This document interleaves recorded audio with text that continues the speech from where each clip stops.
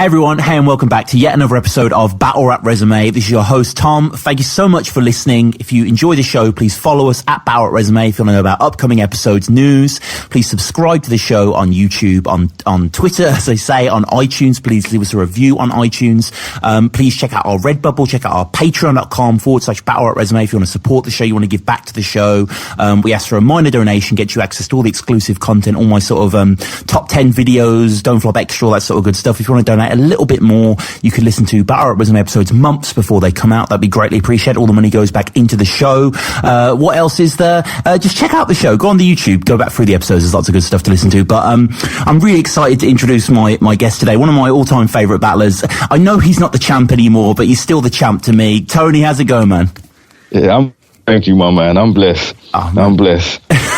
And it's so good to have you on here because, you know, I've been, obviously, as I say, a ginormous fan of your writing and been wanting to get you on for a long time. And I want to sort of start by going back a little bit. I was watching a video of you being interviewed on King of the Dots media channel. I don't know if you remember this interview. It's like you're outside with some dude. It was, you know what I remember? Yeah, it was really cold. I tell you that seem it was really cold freezing out there. Yeah. You say that it's not like London on the video and you're like proper shivering and stuff, like, you know. No, they have proper cold out there. Like, they don't mess about. Mm-hmm. When they say it's cold, yeah, it's like -10. Right. It's not for me. It's not for me at all. Yeah. No, I think it's like almost law over there that you have to have like blankets and a lantern in your boot in case you just get pulled over in a snow. Like, you know what I mean? It's a far cry from Storm Doris and that sort of shit. Like, you know, it's it's crazy. Like, you got to buy your clothes from there. They're not like English jackets can't cope. You got to buy a Canada jacket. Right. You know what I mean? It's cold out there. So we, and in the video, you get asked about sort of what was the beginning of battle rap for you, your first experiences, and you say something along the lines of like you battle rap tournaments in the 90s that you were sort of part of. What were they like? I'm just kind of curious. They were great, man. Good times. It's freestyling. It was freestyle battles. I think the first one I entered would have been FKO Raw, which Skinny Man had won twice on the bounce. And then, I entered, got to the final, lost, supposedly, so they say. I disagree. But, lost. But, that was like the first one in front of a lot of people. I battled on the street and that, like, since like 92. I had my first battle in 92 in the park. But, as far as an audience and whatnot, I think it was like, it might have been 99. I think it was 99 because it was just before Battle Scars. Right. So I think so. Yeah, about 1999. But I got to battle Chester P there, which is, you know what I mean, a legend game. Yeah, Task Force, man. Yeah, I battled Reveal. So good times, man. Good experiences. Holy shit, yeah. It's interesting you mentioned Skinny Man as well, because I had Press One on back a while ago, and they battled on Jump Off.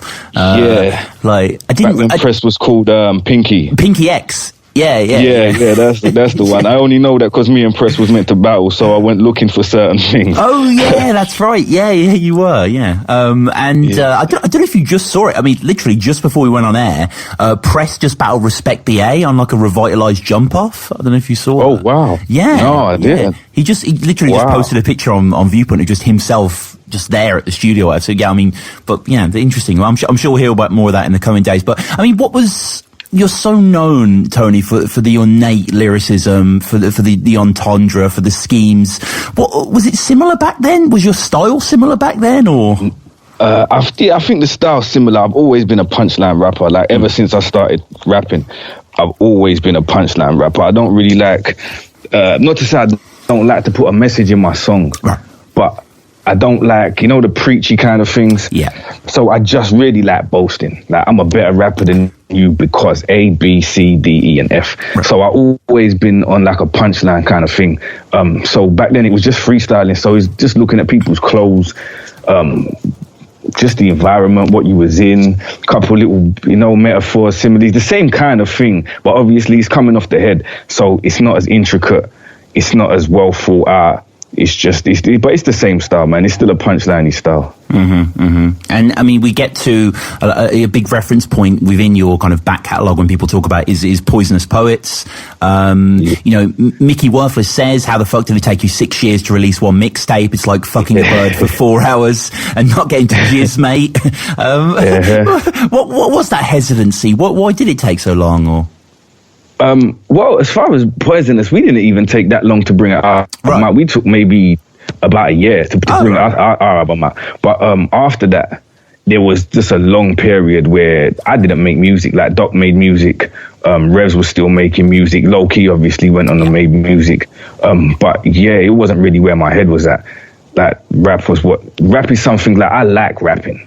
Do you know what I mean? I just like rapping. But as far as making actual songs and doing all that stuff, it's not something that really interests me that much. So whilst I was, them man was doing their thing, I was doing my own thing, not really rapping. Like, it's only fans that expect an album from me. Do you know what I mean? It's nothing that I didn't get into rap to make an album. I got into rap to just so that other rappers would say, hey, he's all right. Like, that's essentially my sole purpose. So, like, the album talk and all that, yeah, it's just really because the fans want it. They expect it. Like, I linked up with Smith made it happen. Right. And even that talk, I think it was 3 years from the time we recorded it to the time it was released.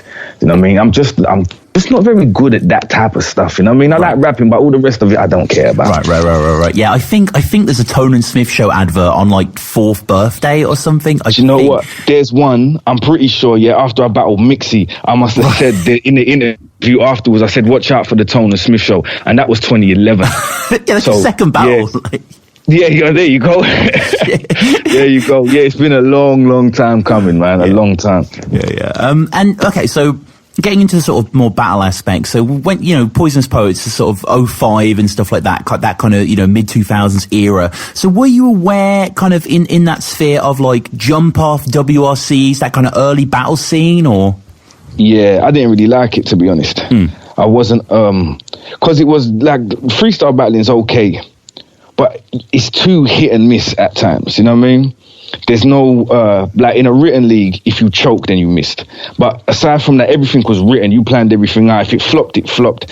It's because your writing wasn't good enough. Yeah. But we're in a freestyle kind of thing, people just getting away with just like, oh, your mum's this, your mum's that. It's just it just seemed kind of childish at the time. Sure. Do you know what I mean? Like, I can't say anything now because I'm extra old and I'm back battling. So I can't really be called anything childish. But yeah, as far as like, what they were doing, like, I wasn't the biggest fan of it. Stig was smashing the life out of it. I remember that much. But yeah, it didn't really attract me. Like I said, after that, I didn't really do anything with rap. Like, I just kind of took a step back and left it alone and went and did my own thing. So yeah, when that was all popping off, I wasn't really interested. I wasn't intrigued at all. And I mean, I always say this when we're talking about Don't Flop. Really, you can kind of divide it into two clear eras. Before they started putting the Don't Flop logo on the thumbnail, and after it just kind of like midway through 2011, just kind of was getting popular sort of thing. So Don't Flop. When get into your first battle now with Micky Worthless. There's one of only two reasons they made Tony face you. Either Rowan greatly overrates you or he's really grown to hate you. Because we are not a match, and that sounds a bit harsh, but I'm Champions League and you're a kickabout in the park. You must have thought I fell off, or just had skills for an instant, because this is nicking fruit pastels from an infant. It's candy from my baby, so this pansy couldn't take me with 3 verses, 2 guns, and if your plan B was the 18. Before that happened, Bin Laden will shave his face clean, Nick Griffin will turn Muslim, the Pope will DJ on the rave scene. Great that you tried that against Micky, by the way. Like, it's just a wonderful piece of trivia. Like, it's just so awesome that you guys happen to face off. But so Don't Flop have been around a little while. I guess and Arcade also have been around a little while at this time. Were you aware of Don't Flop much before you were going into it, or? No, I had literally. I saw what was it called? DFI. Remember when Don't Flop Island? Oh yeah. Yeah. I saw Nash versus Nuisance, and. Reveal showed it to me. He said, just like, come look at these. Because I'm half Irish. He thought it was hilarious that these Irish guys are battling and I'd be interested in it. So I saw them battle and I was like, oh, okay, they do this, yeah.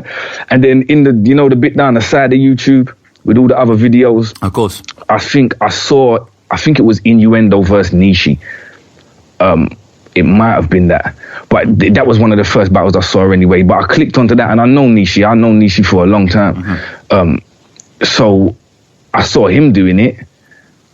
I watched loads more, man. I got fully sucked into it. And then I thought, do you know what? I wouldn't mind a bit of this. I hollered at Nishi. He said, just speak to would love to have you on board. I hollered at was like, yes, man. Like, come on down. So he set up a thing, because I was meant to debut in 2010. But yeah, it didn't end up happening until 2011. Yeah, the April Fool's 2011. This is the April Fool's event. We're in the Fiddlers, where, you know, I mean, years later, you battle Shox here and shit like that. Yeah, a lot of history in that place. Yeah, and it's kind of nice because the early Fiddlers battles are on the stage because there's not that many people are there. And then sort of obviously later on when it's sold out, they have to sort of move into the centre of the venue. Interesting as well that your name, when it comes up on the screen, it says Tony D and Poisonous Poets is in brackets, kind of there sort of thing. So, you know, it's a nice little effect. Did you feel any pressure? Because I guess it wasn't like, okay, you're trying out, but people, you know, the brackets suggest that people were aware of a legacy here to a certain extent. Yeah, you see, pressure don't exist. Like, this is rapping. I never understand. I feel bad for people that get nervous rapping. Like, I really do, because it's not something that I just did a show last week, right, with Doc. Yeah. Me, Doc Reveal, for the first time ever back on stage. Years. We did a show, I forgot my verse. I ain't never done a show in 20 years and not forgot my verse. And I still don't feel pressure. It's not something that, I don't know, it just don't have no effect on me. So as far as like, this is rapping, like, it's rap. If you feel pressure in rap, then yeah, your life way too easy. It's just me, man. I came there just to rap. It's like the ideal thing for me, because I'm not the most prolific songwriter, but I can boast and I can diss people. Do you know what I mean? While boasting. So like, battle rap was perfect. It's a one-shot deal. You're in, you're out. You get to show off your writing. Yeah, it's perfect. Yeah, totally. And Micky here rocking the Barca top. This is I got a lot of love for Micky forever. Oh yeah, just for that battle there, man. Yeah. It's his third battle, so he's kind of fairly new to this stake as well. Says, you know, finally someone has stepped up to battle you, so it kind of all puts it on there. And again, you know, not only do we have people on the stage in Fiddlers, we have again dates the battle flipping the coin on his phone. Those were the days. Yeah, those were the days. Micky choose to go first, really. Battles and chicks are kind of the same thing to you. He says you try to link them, but they never show. So, you know. Yeah, that was to do with the press one. Yeah, you don't get to press one, is what I don't get to press one, you're just making memories just spark. I've never even thought about this stuff since it happened. Why would you recollect? Wow, the neurons are firing. Yeah, that's crazy. Yeah, he did say that. He says, I mean, like, you know, battle rap is littered with "you look like," and one of he says you look like this cross, which is quite imaginative. I don't know how accurate it is. He says you look like a cross between The Game and Jermaine Defoe. Yeah, I don't know. Maybe he thought I was Doc. When he saw the Poisonous Poets, he might have thought I was Doc. But I don't know. I don't know what that was. Because both of them are a lot darker than me for starters. Right. But yeah, I don't know. It was just like two random black guys. It's okay. I've been called Trevor McDonald, Mr. Motivator. Right. Yeah. It works. Micky, in old Micky fashion, he calls time on himself at the end of the round. He kind of just sort of stumbles. And do you remember your first line on Don't Flop? Do you remember the first thing you said? I think it was something like either greatly overrates you or he's really grown to hate you. Yeah, that's right. Yeah, so you say there's one of only two reasons they made Tony face you. Either Rowan greatly overrates you or he's really grown to hate you. Which I mean, you can definitely see. I don't know if you remember, because obviously you're from a different angle, but there's a rush in the crowd at this point. People get closer when you start to rap, which is quite nice actually. People are, you know, quite nice here, and it's all about the comparisons and punch punchlines, like you say. I mean, we see your stuff littered with football bars throughout. We're going to get to Turn a Mic On, which is me and Crafty both agree probably the greatest football bar ever in battle rap. Maybe I would say, like, and Crafty is quite the purveyor of that sort of thing, quite the connoisseur. This is Champions League. Yeah, true indeed. To a kickabout in the park is quite nice, and you kind of have the classic, before you beat me, these impossible things will happen, like Bin Laden will shave his face clean. Okay. Wow. Nick Griffin will turn Muslim, and the Pope will DJ in the rave scene. Did I say that? You did say that, yeah. I wonder why they give me a fucking shout back. Jeez, skinning me teeth stuff there. You kind of like scuffed the landing at the end of the first. I mean, it is your first round, but I mean, it powers through well. It's really good stuff here. And then Micky does well. He sort of flips you supporting Spurs, and nobody knows what happened to Tony, like the end of The Sopranos. That's one of my favorite lines anyone's ever said to me. Yeah.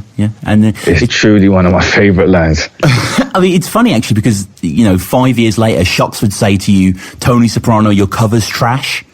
Yeah. So it's kind of it's weird that they would go through here. And I know this is early days for you, but like, has your process changed? The sort of writing process? Do you still do it the night before, Tony, or is it all sort of? Yeah. Do you know what? I wish I didn't, man. I've truly see right now. I wish I could say I've got all my Arsenal stuff locked in, like it's written, even if it's not locked in. Like I've got it. Do you know what I mean? I've got it written. I've just got to go and rehearse it, and I'd love to, but no, I'm kind of getting in the mode. I think by the weekend I might start writing. Mm-hmm. But yeah, it's always pretty much been the same kind of thing. I think it's got worse as it goes. It's got. Do you know what happened? Adam the Rapper was 5 days prep, and I thought, well, that popped, so I must be able to do this on 5 days. Right. And that was like my downfall. That ever since then, it's just the last week, the last 3 days, the last 2 days, the last day. Do you know what I mean? And yeah. Shoddy shit. Yeah. I mean, it's Tony D versus Micky Worthless, so I mean, we can sort of judge the outcome here, but it's quite a fun battle from both of you. It's quite a nice sort of artifact, a nice relic. It's got 41,000 views, so it's got. That's all right. It's not bad. Yeah, even my mom. Do you know it took a whole year to reach 10? Oh wow. It took them. Do you remember them times there? Yeah. Don't Flop was not doing numbers, like battle rap was not doing major numbers like it's doing now. But yeah, them times. But Don't Flop was not doing those numbers, and it took a year for me and Micky to hit 10,000 views, which is kind of incredible, because now you hit 10 in a day, and it's, you know what I mean? It's like you hit 10 in a day, and people are like, really? Is that all you got? Yeah. And it took a whole year for me to hit 10 with Micky. So yeah, it shows you how much the game has changed anyway. Yeah, and I mean, it's battles are so ubiquitous now. Everyone's sharing them on Facebook groups, whatever. You can watch them on your phone. But I'm guessing even back then, I know it's 2011. It's not that far away, but even back then, it must have been quite an odd thrill to have a battle. You battling on YouTube. Yeah, it was kind of it was a strange thing. I had a lot of people who told me not to do it. Like a lot of, as far as rappers go, like Rev said, nah, it's a bad decision. Like Doc was not, he was like, really, this what you're gonna do? After, like he said, we already come from that. We come from battling. We put music out, and you're gonna go back to it. And like, yeah, man, it's like the most fun I ever had. Yeah, you know what I mean? It's great stuff. So yeah, a lot of people was like, yeah, don't do it, man. Don't do it. You'll kind of mess up your legacy, your name, kind of thing. And I've never been so popular. You know what I mean? And your three judges, Lego is there. Awesome Lego. Check out the Battle Resume episode with Lego. It's great to have him on. He gave it to you. Cool to see Possessed was there judging as well. Oh, for real? Yeah. He said, the better guy, the better rapper. He just says it very simply and, gives it to you. And MA feels that you tore Micky up, basically. So it was a 3-0 decision. Did it feel good to get the win? Yeah, like it's always feels good to get the win. It's always good to get a decision. You know what I mean? Like, to be honest, I'm at the point I don't care about judging in battles. But when you get that decision, if it is judged and they say, yeah, you're the winner, like you say, it's a good feeling. It's a good. It means you kind of indicate you put the work in, and you put the work in for a reason, kind of thing. And but that's crazy. I need to work. I haven't watched it. Yeah. No idea that's Possessed and MA and Yeah, that's crazy. Yeah, no, check it out, man. Check it out. It's a yeah, very interesting watch. And this is the first. It's uploaded in May 2011, and we get 6 battles uploaded in 2011, including 3 battles that are all uploaded in September 2011. So a very, very busy year for you. Okay, fair enough. You were kind of doing the tournament sort of thing, so that kind of times change or whatever. But did you get the bug quite early on, or? Yeah, very early. I just couldn't stop it. There was a point I did. At that period there, I did 3 battles in 6 weeks. Mm-hmm. It was like just a battle, 2 weeks, a battle, 2 weeks, and a battle. Like it was just proper. Yeah, I was on it. I think that was like I battled Truth at that time. Yeah, I think maybe Eyes and Token. I think those are the ones. Mm-hmm. Yeah. But yeah, I remember. Yeah, those. It was in a really short space of time. It was basically summer. The whole summer I spent just writing and battling. But yeah, it's so much fun. The fun hasn't gone yet. Yeah. Do you know what I mean? It's not even started to wane. But it's just so much fun. And back then I just thought, yeah, I can do this all day. Yeah. Just write bars. Yeah. I mean, it doesn't stop really. And you face off against Mixy in your second battle. And I love the fact that at the start of the battle, Times Change Tournament 2011, we get sort of the list of who's in the tournament. And it really is a who's who of that era. TC. Yeah. I mean, TC's gone now. Yeah. And then some older heads, obviously Micky, Pedro, Im, Token, Rogista, Soul was in that tournament as well. Yeah. It was a good year. Yeah, it was a good year that year. It was a really, really good tournament, man. And I mean, it's quite funny actually because it's similar to King of the Dot of that era. You have the interviews beforehand, and you basically just say quite simply, "You came here to drink Guinness and kill Mixy, and my beer's almost done." I thought I was cocky. Yeah, I was a bit cocky. You were cocky. Yeah. And cheeky. Yeah, it's. And, it's, great stuff. We're not going to sort of get too much into the Mixy battle itself, but that is a good battle. And Mixy, quite a good opponent. I don't know if you remember, he was quite bolshy with you. He was not aggressive, but he sort of attacked your persona quite well. Mixy was real. He's another one of my favorite lines. He just says, slightly. Because when I speak sometimes, no one don't know this because it don't happen regular, but sometimes when I speak, I whistle. I don't know what sound it is. I don't know if it's a SH, but I whistle sometimes. My older brother kills me for it. Yeah. And he just picked up on that. You've got a speech impediment slightly, and just the way it was so relevant, and because he's such a it was just funny that people don't really pick up on it, but he had. And he exploited it, and I just thought, my brother would like that one, man. It was a proper good, I like that line. Mm-hmm. Especially because it's just one word. It's one, if you could hurt a man with one word, you did your own work, man. Yeah. And else, you mentioned this just prior, you battled Truth, on Cold City Battles, which was Charlie Sloth's Garage League. How did this come about? It had come just off the back of Don't Flop, to be honest. I think a lot of people don't appreciate how much Don't Flop really did for the scene, kind of thing. It really, at a time, globally, battle rap kind of picked up. It gained momentum. Yeah. But Don't Flop was carrying the flag for the UK at that time. They was bringing out everything, and everyone since then has kind of just come and copied their format, just jumped on it. Do you know what I mean? And thinking, okay, we can fill out a building with this many people, but forgetting that they started in a park. They went through the times when there was no one there but battlers. Do you know what I mean? Mm-hmm. So they kind of built this whole thing up, and at that time, we're Cold City now. Cold City battles no longer exist, does it? No. Because it's one of them things where, okay, they're doing that. I think I can do that too. So they put this thing together, and it was Lansky, my Lansky. He hollered at me, because obviously I've known him. These people are in the rap scene, so I've known him for a long time. And he said, okay, we've got a little thing. These battles popping. Do you want to come and battle? All right, cool, man, cool. And they brought me Truth, which is that's a good name on my resume, you know what I mean? It's a real good name to have battled. Because Truth is Truth, and he's the truth, man. Yeah. And we quickly want to touch on your battle against Im, which quite famously, the battle even Tony D was too high for. What happened there? I was drunk. You know what? there's been some sort of traffic palaver that day, and he was late to the venue. We was meant to battle way earlier than we battled, and you see me, I don't have no behavior like that. If I start drinking, and then I tend not to stop drinking. You know what I mean? So, like, I think maybe I had 6 pints in there, a couple joints, and by the time it came on, it was time to rap. I was a mess, man. You know what I mean? I barely remember my name. I was amazed that I got as much out as I did. Right. Like, that's how bad it was. But that was a terrible, glaring error. Do you know what I mean? Glaring error on my part. But it was what it is. Yeah, exactly.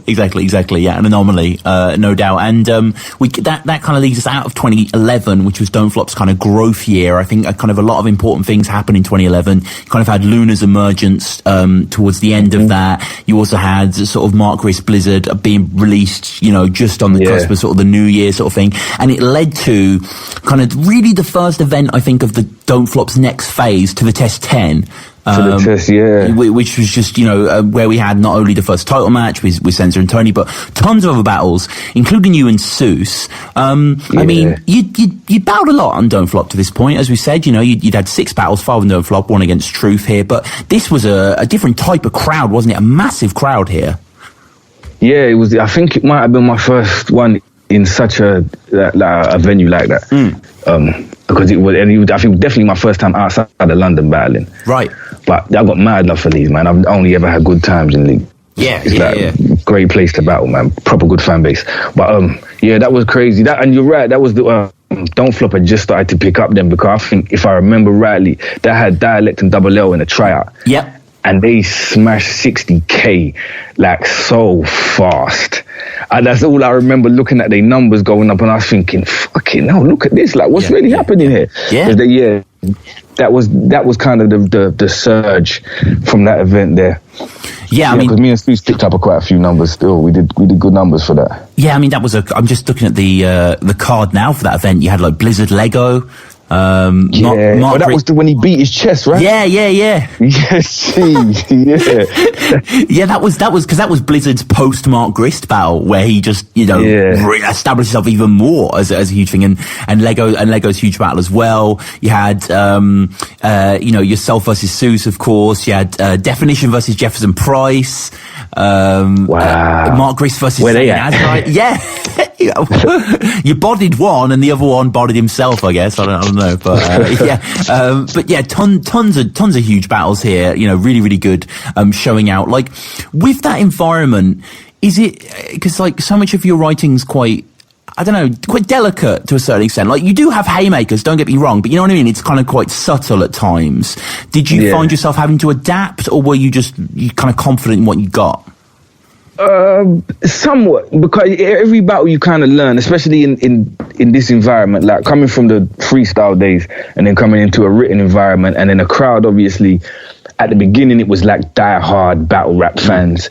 Then it kind of built up to the people who just got on the wave, do you know what I mean? And okay, this is brand new to us, and they're jumping on. So there's sometimes, like, I rap sometimes, and I know people are not understanding the stuff that's going on while I'm rapping. Do you know what I mean? Like, inner rhyme schemes, like things that you put in there, internal rhymes, just bits and pieces. And I know that unless you are really a fan of rap, you're not even aware this is happening. Do you know what I mean? Like, I tell you the perfect example, Luna. Luna got a lot of fans who don't know why he is as good as he is. Right. They've latched on to your mum's got a big pussy joke. Right. Like, because he does it, he's perfect the way he does it, man. But if even that particular bar about it's such an absurdly huge journey through your mum served you, that the way the rhyme structure of that, you can tell he can really rap. Do you know what I mean? Like, you could tell he can really rap by looking at the rhyme structure of it. So I think there's a time when I know, all right, they don't care about that at all.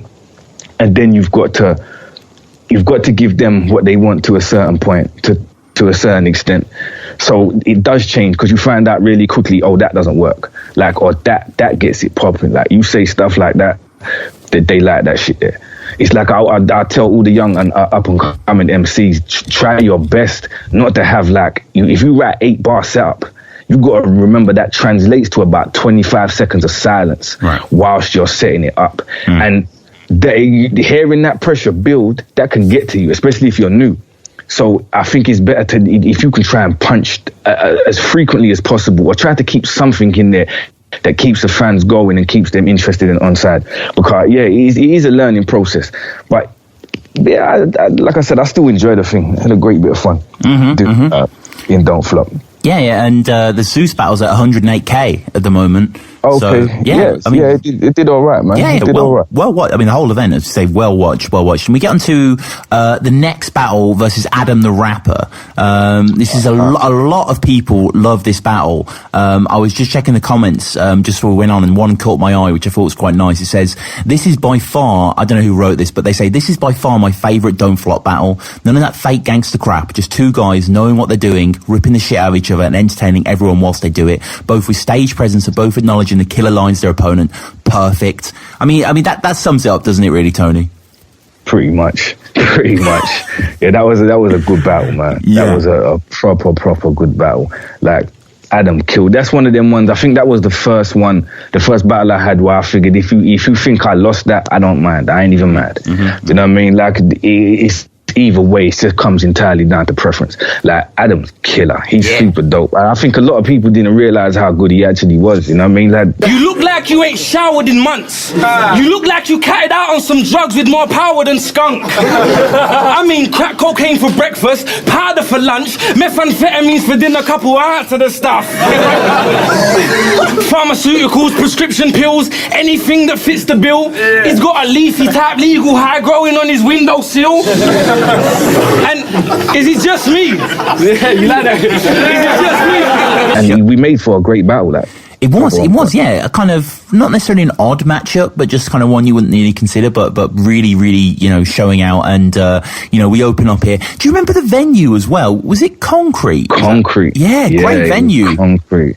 It was a great venue, man. I was just talking to her about that the other day. Like, that was a proper lively venue. I like that spot a lot. And do you know what happened? Why I don't have a clue. No, I don't have a clue. Yeah, okay. Yeah. We'll just assume Pedro kicked off, and it just blame Pedro. Yeah, just blame Pedro. Blame Pedro. Just blame Pedro. And we open. I mean, the reason the venue's so good, I think it filmed really well. It just looks really cool on camera. You know what I mean? It just kind of like, you get the sense there's so many people there, and it is kind of arched forward, and just kind of, again, it is that had kind low of ceilings. You had something on the, like, pipes coming through the ceiling. Yeah, it did. Yeah. It's kind of like an Urban Outfitters, but like, cool or something like. We open up and he's really, really happy to have Adam back. Obviously, Adam predates yourself by quite a few years on Don't Flop.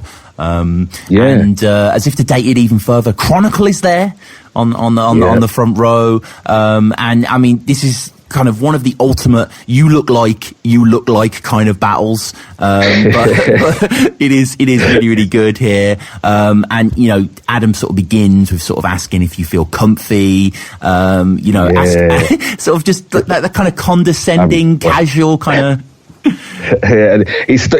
Hold on, have you been smoking weed? Yeah, I remember.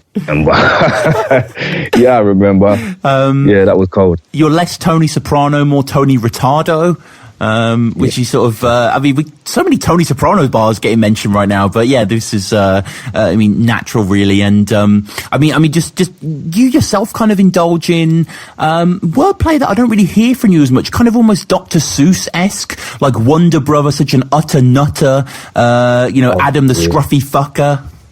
Yeah, I remember that. I slightly remember that. Deep learning, sea searching, street urchin. I mean, it just hits really well, and the crowd were just lapping it up. Yeah, the crowd was crazy, and for that, the whole event, they was on point, man. But yeah, they was crazy in that particular battle. But plus, I think it was such a good back and forth. Do you know what I mean? Like, it didn't stop. He had a poison scheme that was off the scale, man. It was crazy. But yeah, it was just like the back and forth. And like I said, there wasn't big periods of silence. Like, we both came in there to get the crowd worked up, to hit them with these lines. And it worked, you know what I mean? It's it's the pit environment. So you know further than 2 feet from each other, you can reach out and touch the crowd. Like, so it just had that energy. You know what I mean? Yeah, I like that. That was a proper good battle. Yeah, and I mean, just like, you're so effortless. I mean, a lot of people say that about you, Tony, that you just have that ease. And like, I think your second round especially is just awesome. You really know where to sort of leave gaps and just kind of play it. You talk about him he's spaced out like, you're spaced out like a Neanderthal. Like an astronaut. He looks like a fucking Neanderthal. Homeless guys give him their spare change. Which I think, you say he looks like Chris Benoit, which I guess isn't yeah, too far. He does look like Chris Benoit. Oh, he kind of does, yeah. And I mean, yeah, just a fantastic battle. And your next battle was in the same venue, and fair to say, massive step up. You're going against, veteran Ilmac. Oh yeah, that was in concrete too, man. Yeah, that was tidy, man. I properly enjoyed myself that day. Yeah, that was a good look. Like Ilmac, he asked to battle me. Oh, really? Yeah, he wanted to come over for a battle. They reached out to him, and he was like, "So who is there? Like, who have you got?" And he said, "I don't want the normal, like the Censor." Like, there was a time in Don't Flop when Censor if you came off a plane, you had to battle Censor. That was like the general rule. If you came from Heathrow or Gatwick or anywhere you got off an aeroplane, you had to battle Censor. He was like the litmus test. Yeah. So, and I think he didn't want the same old, and then they suggested me, watch me. He said, yeah, boom, let's do this, man. And yeah, great battle. Like, he's an absolute legend. Oh my God, yeah. Oh my God. He's ridiculous. Like, yeah, he was like the first one of my, one of the first names on my resume where I say, yeah, I can look back on this and say, okay, I went with the best. I went at it with the top. Like, but yeah, he was the first guy of that, man. He was incredible. Yeah, everything I've seen him do is incredible, to be honest. Yeah, no, he is just brilliant. And he like, I think he was like 16 when he started or something. Like, he was really young, like when he kicked off. And like, you see those, I don't know if you ever watched like the early Scribble Jams, that they look like they're at Glastonbury. Like, they're they're literally outside on a festival stage, and there's thousands of people there, and he's battling, and like, it's just cool, man. It's really that early sort of grainy, I say grainy, but you know what I mean, kind of like 2004 type footage and stuff like that. And I mean, yeah, Ilmac versus Censor, that just wouldn't have been good anyway. Like, like, you can sort of, you know what I mean? I mean, I don't get me wrong, I like Censor a lot, but I think that wouldn't have been that great. But I mean, did you feel that, like, I don't know, you being a bit pushed more? There was a recognition, wasn't there, that like you were doing very well, and getting given someone like a two-time WRC champ is a great sort of testament to how good you were doing. Yeah, pretty much. It was like just a nudge, you know what I mean? You just gone through, I haven't really thought about it, but I did quite a few battles in quite a short space of time. A lot of battles. You know what I mean? Yeah. So it's one of them things, if you put in the work, then you get your just desserts, you know what I mean? And like, I put in that work at the beginning. So yeah, that was the thing where I think they just kind of said, okay, well, you've done all right. You've had this many battles. You turn up, aside from him, obviously. But yeah, you turn up, you put on a show. Like, hey, here you go. Yeah. And I mean, if we take into account the Archaic battle, which was just after, there's 5 battles in a row, Suus, Adam the Rapper, Ilmac, and Archaic, all that have broken 100K. So, the fans are sort of giving back, which is a huge amount of views for you. And I just want to touch briefly on, yeah, it's a lot of love, 500,000 amount of love. That's crazy. Yeah. And I just want to touch quickly before we get into the, title run, which is crazy. You teamed up with, Locksmith, which was obviously, you mentioned before, very, very close boys, against Verb T and Joker Star, which is kind of like a sort of, hip hop connoisseur's wet dream, really. You four sort of going against each other. Like, how did this go? And where was this? Was this in Brighton? Am I right? It was on the beach in Brighton. And I think this is the one, I'm pretty sure there's a very young Emily Tilly in the crowd. Yeah, there's a really, really young Emily Tilly in the crowd out there, because I'm pretty sure that's what she's told me that. Oh, right, okay. First time I saw you was at that Brighton thing. Yeah, that was a crazy day, man. That was crazy. Yeah, that was another one. Like, even that, just we put that together. Like, me and Locksmith are the complete opposite when it comes to writing. Like, if you tell him, if he book a battle today, by tomorrow he's got 2.5 rounds. Right. Like, just instant. And I'm like, well, everybody know, I'm like, yeah, the very last thing. So we had to find some sort of compromise, because obviously we both had to learn it. But yeah, we had so much fun just writing that battle. there was tears of laughter. You bringing back memories like I haven't even thought about these things, and I just remember, that was mad funny writing for that. Like, it was a lot of fun though. Still, and on the beach, Verb T, Joker. It's like that UK hip hop thing, you know. Yeah, it's good fun, man. And again, it's two more names that, like Joker Star and Verb T, they big names. They two more that's on my resume that I can say, okay, I went out with them too. Yeah. And the dynamic, like going from writing all your bars on your own to kind of teaming up with someone else in the ring, playing off their performance, like, what is that like to acclimatise to? It's very strange. It's not something that I'm comfortable with at all, to be honest. And it's funny because me and Locke have got we got SBTV where we go back to back, right? And that feels so much different to a battle. Like just rapping on beat in general. Anything I put onto a beat, it feels so different to when I'm the mind state I'm in for a battle. So like it's real hard to put things together. I mean, there's even things you might say he's got a line. I don't like that line. I don't think you should say that line. Right. But it's you. You a grown man. You say it. Like, you know what I mean? I'm just going to tell you I don't like that line. But you could say it because I don't make these decisions for you. And vice versa. Do you know what I mean? I'll write something. You say, really? You think you're going to say that? You think that's going to pop? I'm going to say it anyway. You know, it's tough going writing with someone else because it's such a battle rap is like a lonely place, you know what I mean? It's you on the stage there. I like that. I like the solitude, you know what I mean? It's just you against the world on the stage there, and it's different having someone else in there and then you relying on them and they relying on you. And the dynamic's strange, man. It's not the most comfortable I'm at. I've only done, else I would have done a ton more battles with Smith, but we've only done 2 because it's difficult. And we get to, the next point really of your career, like a huge sort of turning point when you get the offer to go for the title against Oshea. Like, how was this offered to you? He phoned me, he just hollered at me and said, boom. I don't know, to be honest. I might have seen him somewhere. I can't remember. We obviously had a conversation, but I think I said no like 3 times maybe. Right. I didn't. It just didn't seem like, it seemed kind of serious, you know? Like, okay, you the champ, you the title, and it just seemed like, really? But then it was the chance to battle Osh. Yeah. And it was the chance to be the champion, to be the top boy in the game. So it like after, it was very good, at massaging your ego. Like, especially see guys like me, my ego. If you cater to my ego, I'm, do you know what I mean? Party in your hands, right? Like that simple. And Er's really good. Like he's a rapper. He's a battle rapper. So he knows just the buttons to push, like to either get your back up till you feel it's a matter of pride and you're like, well, I'm doing it now, or just like, okay, I am that. You know what I mean? Cock of the walk kind of thing, and boom, you can do it. So we had a conversation, and I said, all right then, let's do it. And we did it, man. Great battle again. Another good one. Bruv, there's a gulf between us. Volkswagens and sand traps occupy the space that goes between us. And while I'm on that green stuff with a voice box like a loaded gun, when tee off, it's like that 9-9 drive and put a hole in one. 17 holes later, and we marking the scores. You get done, you under par, but that's par for the course. You get sun, you under par, did I par him? Of course. Fair to say 4th birthday, one of the greatest Don't Flop events ever? Yeah, it had to be. Has to be. Has to be. Shotty Arsenal Part 1. Jeff. But you know what? Yeah, you need to find him and put him on Battle Rap Resume. You're telling me. We need Jeff, man. We need some Jeffy P back in our life. We do, man.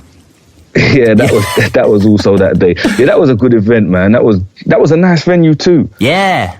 That was a shame again. Did it get closed down, that place, or? Yeah, they shut that down, man. There's probably flats now, something. Crazy, man. Crazy. Yeah, I've said this before, but it was great because the audience were just at the right level. Like, you could sort of see everyone, but it wasn't too overwhelming. Like, it was just, and the guys shot that so well. Like, the event looked fantastic. And I mean, the Oshea battle, I saw you speaking about in an interview where it was one of the battles where you were sort of, you thought you won, but you wouldn't have been angry if Osh won. Because it's such a classic, isn't it? Yeah, no, I ain't mad at all. If you think Osh beat me that day, cool, man. Like, cool. Do you know what I mean? I could probably watch it back myself and think to myself, do you know what? He might have even took that. But just going from on the day, like, I thought, yeah, I won. I did enough to win. But I ain't mad because Osh, it's tough to stand against. Like, when you battle Osh and you know he's going to be ridiculously funny. Do you know what I mean? You know he's going to say something that you're not going to keep your composure. You like... The what did he say, man? I grab your nan and blow blunt smoke out. Right, yeah. It's just the way it flowed. You're just a mum joke. It's Oshea, mum joke rapper. Grab your cancer with a nan and blow blunt smoke out. Just the way it hits. And it's just hilarious. Like, yeah, Osh killed it, man. Osh killed it. Yeah, I mean, you spent a lot. I want to just ask, before we move on, like, you spend a lot of time in the battle focusing on singular schemes. So in the first, there's I mean, it's brilliant, don't get me wrong, the snatch scheme, which is like a work of art, I think. Just in the way that you you know what? Whenever I watch the battle, I'm like, has Guy Ritchie seen this? Like, you know what I mean? I think he'd love it. Like, I don't. Maybe he's just bored of like the endless snatch, nostalgia. But it's obviously Snatch is brilliant. Like, and it's just kind of like, it's such a great tribute to the movie. You really nail it. Obviously, Kruger's edit as well. That's bananas. Yeah, that's bananas. That shit. And then like you also do the long con scheme as well. It it works. Obviously, you won the battle, rightly so, sort of thing. But it's quite a sort of against someone like Oshea as well, who's very kind of absurd and very punch heavy, to be so on one thing.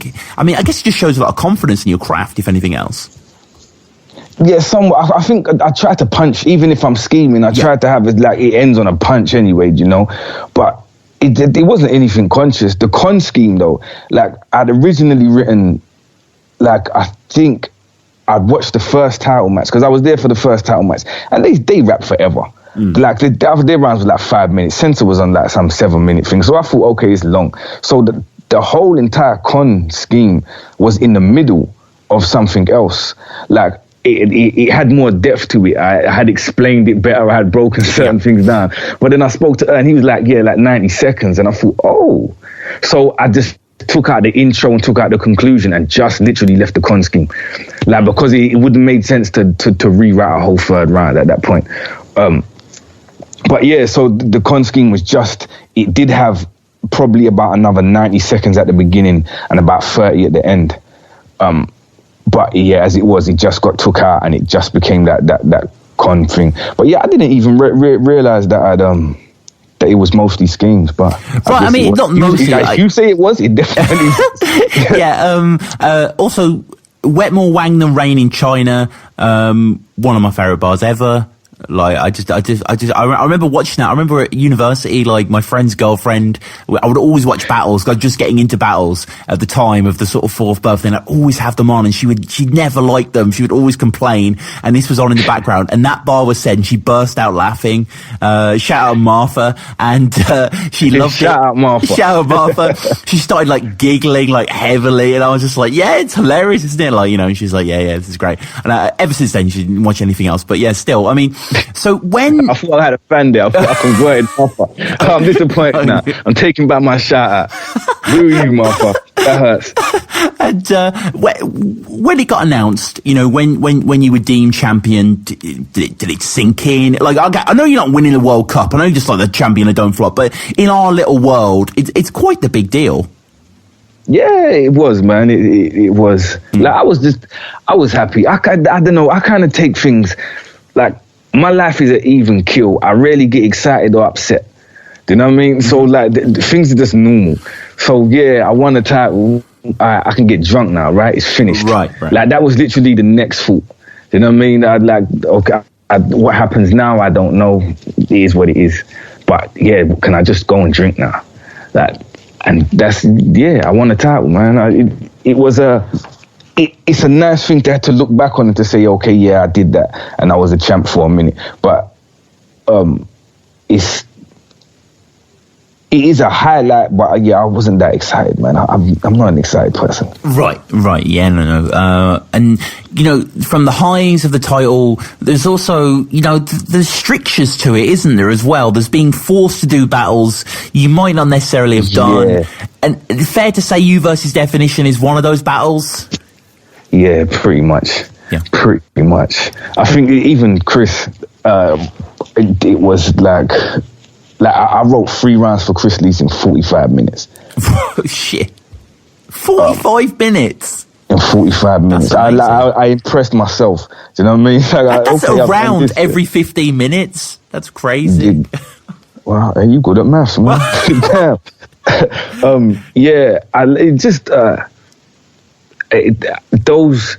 The Def one, I like them, and I like what they represent. They represented a part of Don't Flop that doesn't even exist anymore.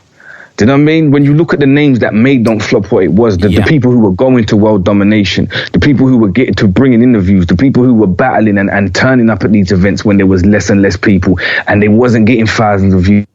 This was the era. Do you know what I mean? So these are the people that built the foundations of it. So it was good. Like, I respect them for that.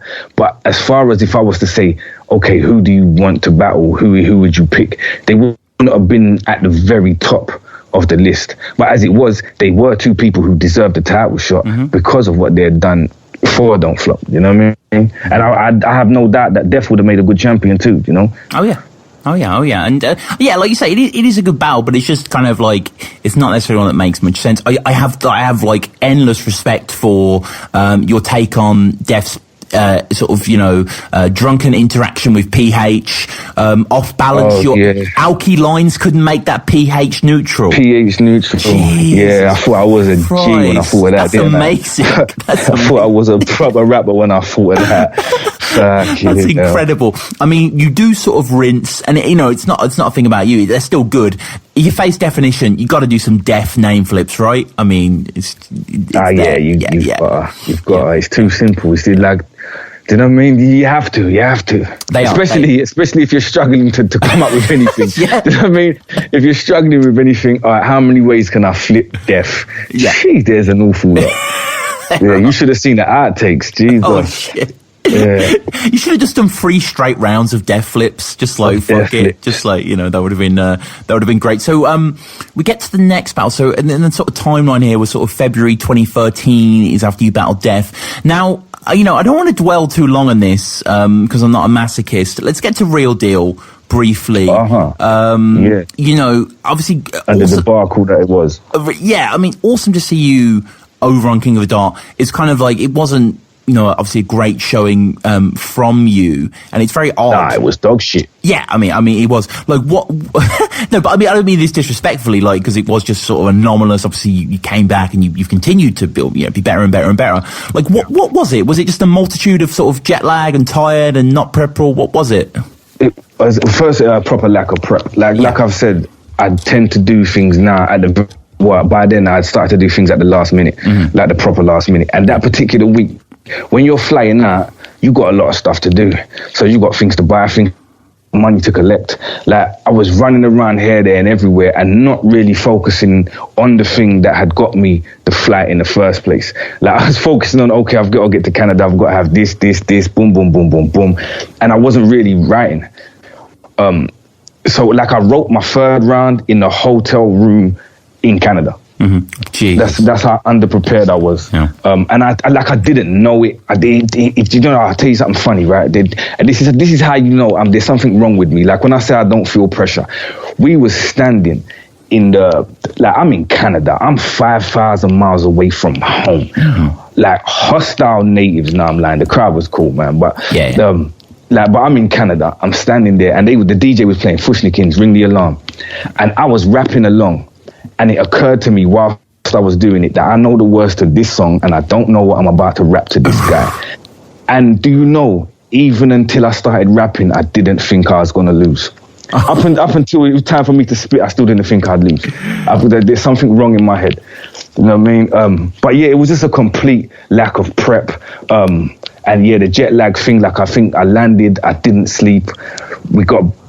I'd been awake for something like, I don't know, 30 hours, got to the hotel, slept for like 4, woke up, wrote my round, went out, met them, didn't really rehearse. I was with those guys, And then it was just sloppy from start to finish, to be honest. Do you know what I mean? And I'm just grateful that like Gannick still reaches out. He still hollers at me like, yeah, boom, can we get you back over again? When can we do it? Because like it was a terrible showing on my behalf. Yeah, I mean, it is cool to see that though, that Gannick still wants you out there and stuff like that. I think I saw like last Blackout or something, there was some sort of complaints that it wasn't a good card, and he put out this status saying, "Oh, I did ask all these guys," and I think one of the ones was Tony, and I was like, "Oh shit, that's so cool that he still reaches." Yeah, no, I got mad love for him, man, because he still reaches out. I mean, he still hollers like at each major event. You know what I mean? A couple months leading up to it. Yeah, like I've had a message from him this year, like. Just coming up like, okay, boom, can we get you? Can we? And it's just difficult for me at the moment. Do you know what I mean? Yeah. Like Leeds is a weekend away. Like worst comes to worst, I can walk home from Leeds. Right. It's not a good idea, but I can make it. Do you know what I mean? But Canada is real far. Yeah. And like not having my kids around me, it's not a comfortable situation. I had to have them out all the time. So. So I'm just waiting for it to be the perfect time. If I can make it so that I can bring them with me, boom, we can all get it. Yeah. I mean, are there any sort of abiding positive memories from King of the Dart? Any interactions with battlers you remember being out there, or any stuff like that? Like Charlie Clips. Clips is mad funny. He the funniest guy in the world, man. He just non-stop joking all the time. Pat's Day, for a big. Like for the size of him, he likes to have them like proper jokes. He's real funny. He's a real funny guy to be around still. Like he's just cool in the gang. But the really just I came back with mad clothing, mad King of the Dot clothing, and like 24 King of the Dot shot glasses and shit. Oh. Like, so I got memories. I got good memories. I got stuff in the cupboard. Mm-hmm. You know what I mean? Mm-hmm. But I had a good time still. Aside from the battle, it was fun to be like elsewhere. Do you know what I mean? Like I don't travel too often because I don't fly well, like at all. So I don't really go places, and it was good just to go halfway around the world, to be honest. Yeah. You know what I mean? And get recognized in a different country. I do have some good memories of it. Yeah, it's crazy, man. And obviously there was this sense after the battle had happened that, oh God, Tony had misstepped sort of thing, and you kind of had to come back on this. And we get back to another massive event that Don't Flop was throwing, that was Checkpoint. You versus Clips. So I've been spying his tactics. He ran 9 seconds and stretched that material like on a fat bitch. I mean, the shit, delivery all lovely. I mean, shit all snuggly. Before the punch, big pause, dawg. Like a pit bull puppy. But this bar after bar, you can't keep up bar for bar. He a globetrotter, no bother, I'm balling on this Harlem Star. I'm big-headed, egomaniac with the bloody blah, I'm just too cocky for this pussy. Menage a trois. Clips is still huge, but back then, 2013, he was like one of the biggest he was in the world. Guy. Yeah. He was the guy when I battled him, man. Like that, I take that as a compliment too, man, because he was like the guy when I battled him. You know what I mean? Yeah, and like he knows how to sell a bar. I don't feel like rhyme for rhyme, it's not even close. No. But like watching it, he knows really how to sell the shit. He gets the crowd eating out the palm of his hand, man. I learned a lot from watching Clips in that battle. Mm-hmm, mm-hmm. Yeah, it's just kind of that expression, isn't it? He is a definition of personality in battling. Like, 100%. Yeah. He just 100%. He can take a half-arsed line and say it, and I think you react to it before you've even thought logically about what he actually just said. You know what I mean? But he's just delivered it in a way that made it sound like it was so hard.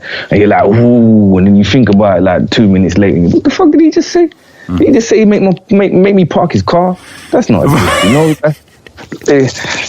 but yeah, he's good at that shit there. Yeah, and I think like it's weird, isn't it? Because like say in like apps, the analogy will make sense in a second. Like if an app's successful, how old, bro. Your analogy might not make no fucking sense in a minute. You can say like, so you won't say, you'll say, oh, he Instagrammed it, he tweeted it, you know what I mean? Or it's a Kleenex, it's not a tissue, you know what I mean? And like, I often, when I speak to friends, I say, oh, that's a Tony D bar. like, even if it's not something you've written, it's something that's just like, it's almost like it's just been there and you've just uncovered it. And when you say against Clips, you talk about sort of like, you know, the defeat against Real Deal and spurring you on, a spark to fire that ignited my spirits like a Molotov. Like, it's it's like seamless, I think is the proper word. Like, there's no stitching on that bar. It's just perfect. Oh, thank you. Yeah. Thank you very much. No, I love that stuff, man. I love that kind of stuff you put together. Yeah, you should phone me every week, man. My ego's like fucking. This is great for me. It's all good, man. It's all good. It's what I'm here for. But I mean, the Clips battle was, you know, a really, really fun battle, definitely. And we get back into the title contention. Fair to say that in your title run, Chris Lees is probably the toughest opponent in terms of like he went at you all 3 rounds. Yeah, but I expected him to kind of. But I think that battle, that was Leeds, right? That was in uni. Yeah, that was a crazy weekend. He did go at me. I don't think it was the most difficult. Right. I think Oshea was the most difficult in terms of sure. In terms of how I felt about it personally. But obviously, do you know what I mean? Everyone looks for different things. Everyone sees different things. But yeah, he did his thing, man. He did his thing. He was convinced he was going to beat me, man. He made a bet and all that. And yeah, was it a good battle? Like, I ain't watched it back, you know. Yeah, I think you know, it was. I've never really seen before or since someone really get in your face and really bark on you. Oh yeah, he was shouting in my ears, man. Jeez. Yeah, he was shouting in my ears like I don't know, like I was deaf or some shit. I'm here. Like we close by, man. There's no need. But yeah, he was doing that. He was. I think there's a picture of the back of my head and he's screaming in my ear. Yeah, that's the thumbnail. Yeah. It's quite a good thumbnail actually. Yeah, but yeah, it's pretty abrasive. But I think, you know, it's a common thing when describing your kind of battles, Tony. You have these incredible third rounds. Like what is that? Why is it always your third that's like? It makes it, you do your third and it feels like you 3-0'd the battle because the third's such quality. Like, why do you write that way? I don't know. To be honest, when I write stuff down or I think about stuff and I like kind of select what's going to go where, I try to have a theme for that, at least at this particular point anyway. I try to have a theme so that in the first round, I'll do this. So even if I've got a bunch of like different lines hanging around the place, but I centered around the fact that, I don't know, you're really tall, then they'll just go in the tall round and I won't reference that again in the second or the third. We'll just keep all this specific to this particular round. So what I'll do is and it might be, or maybe only I can see the angle. It might be a very tenuous link, but I'll know that, okay, this is round 1 and I only deal with this. Like round 2, I just deal with this. And then by the time I get to round 3, I just think, let me just bar out. Like I've picked away enough of your character. Let me just throw in as many punches and whatnot as I can. And it just tends to happen that way. Yeah. No.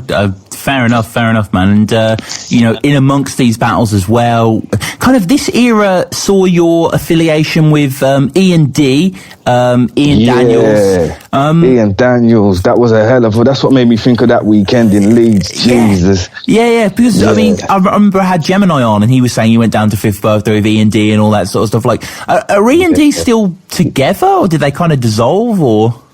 No, we still people. Yeah, you know what I mean? We still I still chat. No, I mean I still chat to them on a semi-regular basis. You know what I mean? And like, there's a bunch of us that was in it.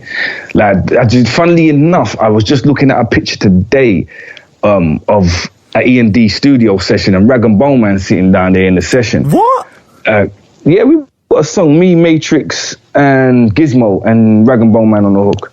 Oh shit! He was like Rum Committee, wasn't he? Yeah, so it was it encompassed an awful lot of people. There was like probably about 20, 25 different people that either went to Don't Flop or just was affiliated on different things but came together to make music. A big bunch of us, man. But yeah, we still out here. Like, I mean, even Maestro was in it for a bit. Maestro was down. So it's still, like, and I still speak to Maestro. I speak to Furts.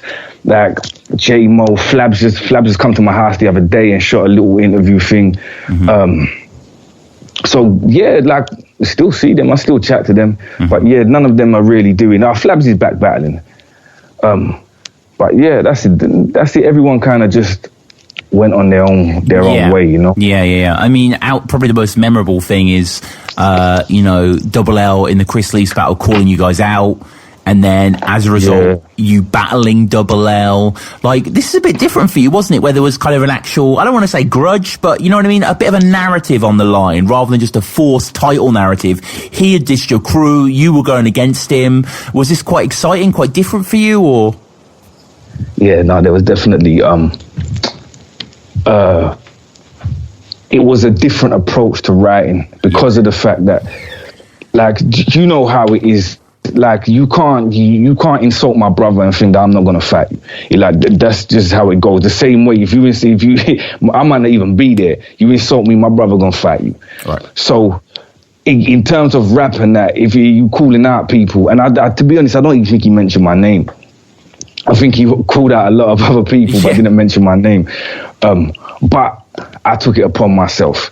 Because for one, I wanted a battle. For two, that's a good enough reason, like, just to kind of scribble, to start writing, and you got that fire in your belly kind of thing when you know you definitely want to take someone out. And, like, it made for a great battle, man, because he's real good, you know, like, he's mad underestimated. Yeah. I don't think people give him the credit that he deserves at all, even because he's really funny with it. Like, he's ridiculously funny, but he's really clever with it too, man. He's good at what he does, and I don't think he gets anywhere near the credit that he should. But yeah, it was a great battle. Yeah, it was a great battle. A great event as well, Sunburn as a whole. That was the initial Sunburn. That was Raptor Quill was that day, right? Yeah, that was Quill. Raptor versus Quill. That was a killer battle. Harry Baker, Big J.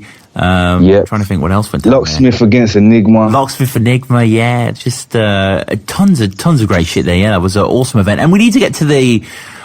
massive. There's so... It's just going from big battle to big battle here, really, man. The resume is outstanding. The Shotty battle. Battle rappers expose bios. It's logical. I don't care. War's fair, so I don't care what they rap with a pen in their palm. In battle rap, I expose biological warfare. I don't care. When I rap, I'm penning napalm. Cyanide soliloquies. Cyanide soliloquies. My breath got that death smell when I exhale. Poison lines going over heads like chemtrails. The Agent Orange. Oh, was that after Double L? Yeah. Yeah. So this was in sort of late 2014. God, it feels like I remember this battle coming out and walking my dog and like wanting to get home to watch it. And that was like 3 years ago. Fucking hell. So yeah, to get this Shotty battle. So this basically occurred. We spoke about 4th birthday earlier. Obviously, Shotty battled Arsenal. Shotty then battled Hoffa. Shotty had then sort of retired and then come back. This was like a massive battle. Like how were the gears put into motion for this one? To be honest with you, I'm not even entirely sure. I think it was a battle that just made sense. Yeah. Oh yeah. At some point, me and him would have had to cross paths, and it was supposed to be. I'm pretty sure. The 5th birthday was supposed to be me and Shotty. Oh, yeah. When I battled Chris Leafs. Yeah. At the end of... Actually, no, because at the end of You and Definition, I don't know if you remember, they advertised You and Shotty. Yeah, me versus Shotty. So that was meant to be the next one. And then for whatever reasons, it didn't happen. So they just rescheduled it. And it happened at... was it North or South? Was it different? It was Manchester versus London. Manchester versus London. Kind of the thing for it, yeah. So it was at the Ritz, which was mad actually, because a few years before, me and my friend had seen MF Doom there, and it was like I'd been there before, and like I'd seen it full, and when I heard that they were doing the Ritz, I was like, fucking hell! I was like, that's such a cool venue for Don't Flop to go to, and I'm pretty sure it was sold out. Do you remember? It was a massive crowd, wasn't it? Yeah, it was. Yeah, it was like 1,000 people in there, man. It was crazy in there. Yeah. Like, a sea of people. It's amazing to be on the stage and look out. It was crazy to see. Like, when you can't see the people at the back, the lighting don't go back that far, so you can't see the people that's at the back of the crowd. Like, it's crazy. Yeah, good day that was too, man. Good day. And it's just kind of, in terms of a kind of historian perspective, at the start of this battle, for 6th birthday, Shotty versus Young Ill was advertised, which never actually went down. So yeah, I mean, crazy. So yeah, 18 months out of the ring, is Shotty. Rocking the tie-dye. It's a crazy sort of... I never know what he's playing at. I never know what he's playing at with them shirts. I don't know what's up with the fella. I tell ya. And Shotty has a really good first round. I don't know if you recall the first round too well. A lot of people compare it to Loaded Lux's style, and he definitely has that sort of daylight double punch kind of entendre there. Yeah, at the time I remember thinking like this is a bit familiar, sort of. Yeah. No, you've definitely not even familiar, because I don't think like Shotty's a mad talented rapper. So it's not a thing of, and I think that's where people get things kind of mixed up. It's not that perhaps he bit from someone, but he looked at what somebody did and thought, if I was to incorporate that, that would work. I know how to make that work, and that's what he did. Do you know what I mean? And he really did make it work still. Yeah, and we said earlier, Tony, you're probably the king of football bars, came to shake Man City like Arab Cash. Yeah, we was in Manny. We was in Manchester, all right? It makes bars. Sense, man. All Manny bars. It makes sense. Typical City fan to get Etihad to move from the main road. Yeah, because they moved from Main Road to the Etihad Stadium. I remember that. Ricky Hatton haymakers, these punches, body shots. Yeah, that's what he's famous for, isn't he? Even they'll find this cat's head in a bag on Curry Mile. Yeah, about 6 weeks before that, they had found a bag of cat's heads on Curry Mile. Like, I read it in the newspaper online. Yeah, it was in the Independent online, and I saw it and I thought, that's too good. That's like the punchline is already written for me. So I just threw that in, and then I said it, and as I said it, I got the reaction from the crowd that I knew I'd get, because it's local to them. They know it. They you know what I mean? They know the place, they know the event, and it got a nice reaction. I like that line. Yeah, and and you touch on kind of Shotty's controversy. When sort of Shotty, I think, had beef with Don't Flop or something like that. The shots fired got shots fired because Rowan don't like you. Yeah, really like that sequence as well. One of my favourite ever Shotty bars is when he's sort of talking about E&D and your different kind of affiliations. German manager reserving stamina. I'll take out Tony Cruz. Yeah, that was fire. Amazing. That was fire. Amazing. Yeah, bar. It's killer. Oh, you see the haters that tell you it's Kroos. Shut the fuck up. Yeah, Cruz. Yeah. It doesn't matter. You got to give the boys due, man. That bar fire. Yeah.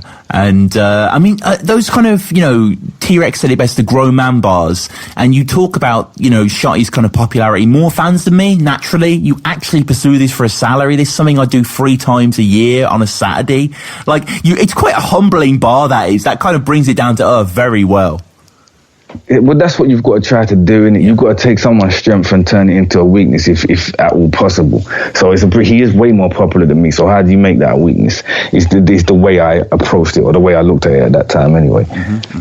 And you touch on something that's quite true, actually, because there is this problem in battle rap where people claim views, but it's actually more to do with the thumbnail than the views. It happens. I don't want to seem shady, but it's happened with Danny Jack and Deep Throat Thug to a certain extent, and it's certainly happened with Shotty and Arsenal. Don't get me wrong, Shotty and Arsenal is a perfect battle. It's a brilliant battle, but you say yourself you can attribute 80% of the views you got to the dark-skinned youth with the locks who was rocking the Gooner's top.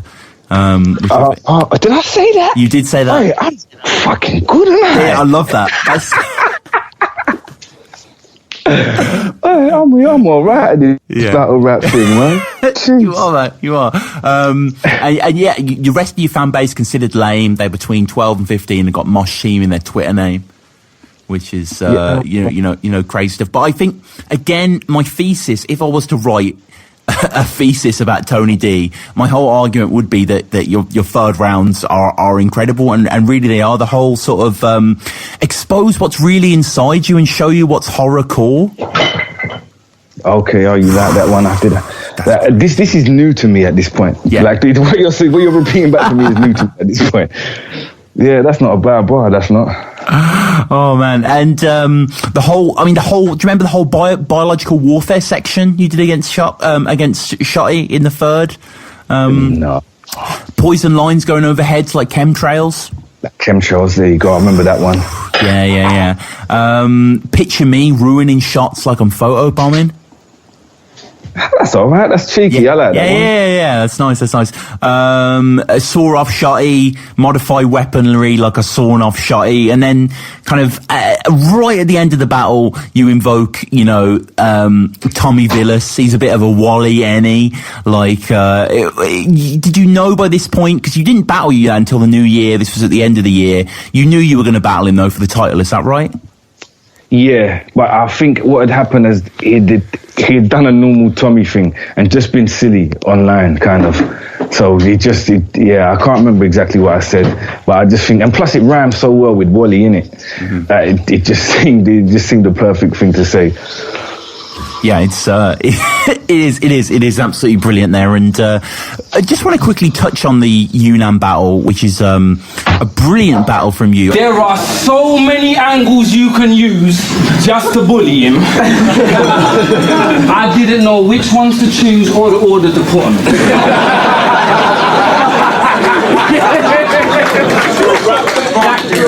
Should I bring a visual aid and literally throw the book at him?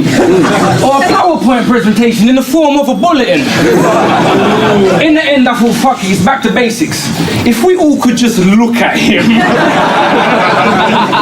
I remember this was the first battle that I ever bought on pay-per-view. I remember I couldn't wait to watch this. I sort of heard that you had won, but I was really, really excited. I was a little disappointed in Yunnan, actually. I thought he didn't come with the best material, and you just kind of swagged out on him, didn't you? You said 3 real effort. I know this sounds weird. I love what you're wearing in this battle. You're just wearing this because normally you're wearing a don't flop merchandise, but you're wearing just a cool jumper. You just seem really relaxed. Do you know what?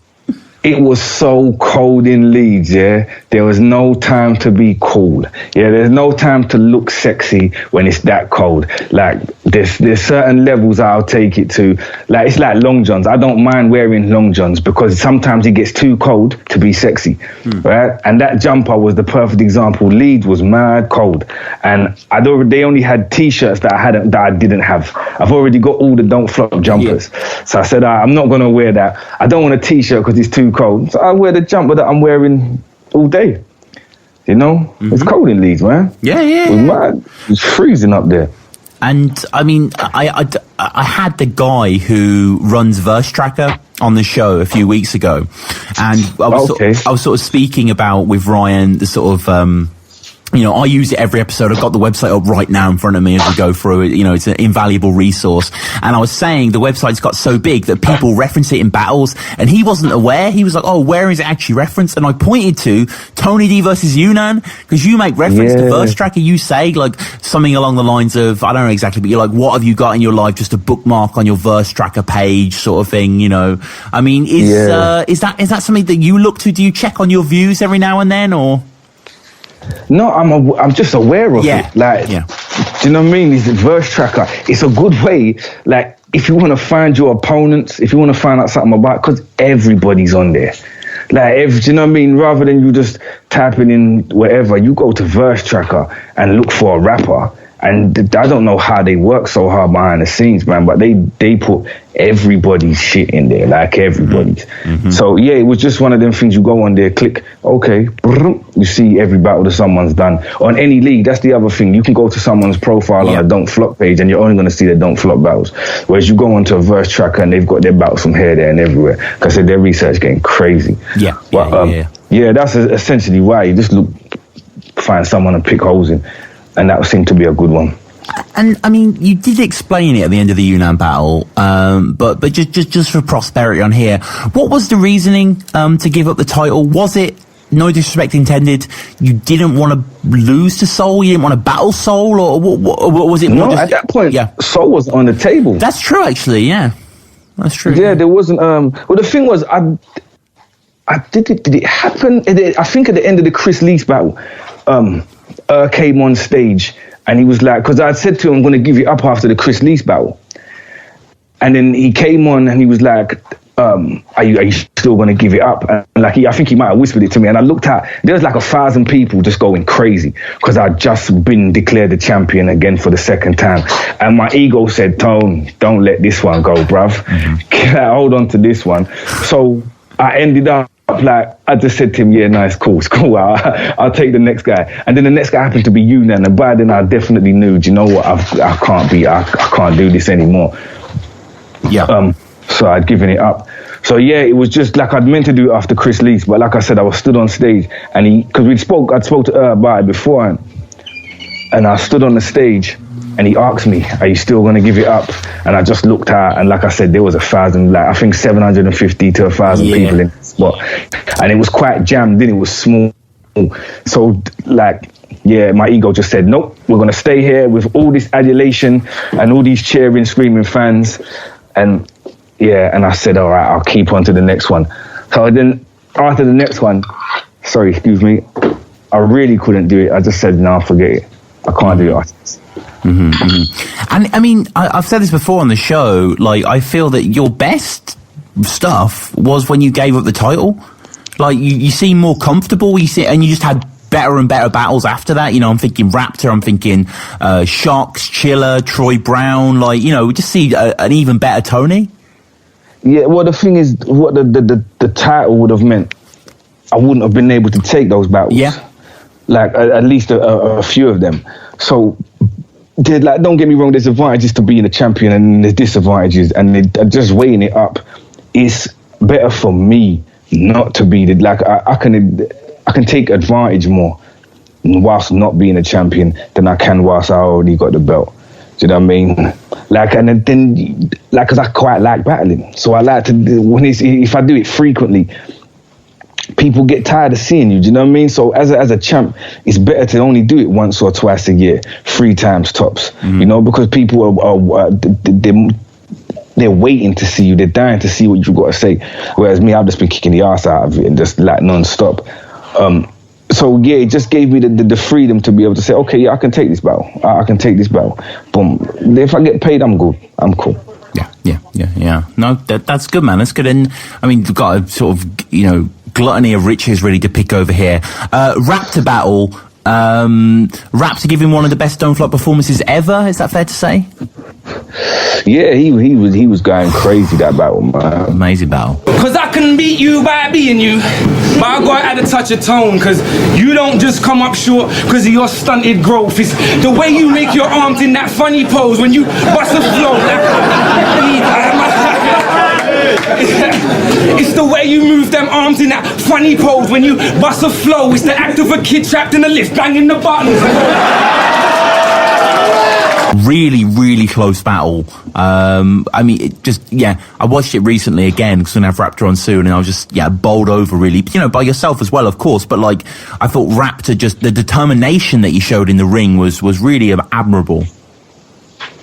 Yeah, but that's what you get from him, innit? When he really turns up like that, you get that aggressive, like that the multi-syllabics just jammed together, and he's like an animal with it, man. He just bursts out, and it's good. Like, as a fan, it's lovely to watch. Yeah. Do you know what I mean? It's not the most fun when you're on the receiving end of it. You know, and the guy's just saying this insulting stuff about you in really rapid fire pace, and it's quite slick. But yeah, he really turned up that day. But I think, to be honest, I don't think I've had a battle where my opponent hasn't turned up. No. I think everyone turned up for Tony. Yeah, you're like Don't Flop Saurus. Like, there's just that respect there that they want to sort of show out. That's a nice comparison. Well, I like that. It's true. I mean, it's true. It's true, man. It's true. And when are you battling Saurus, by the way? When's that happening?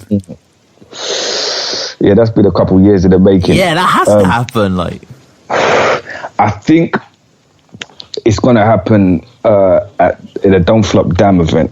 Oh, nice. Although I'm not sure when or how, but because I know he has difficulties getting into the country. Yeah. Like, despite him he's been here before, he's also been turned away a few times. So there's no sense in that, in him coming there. But he knows he can get there.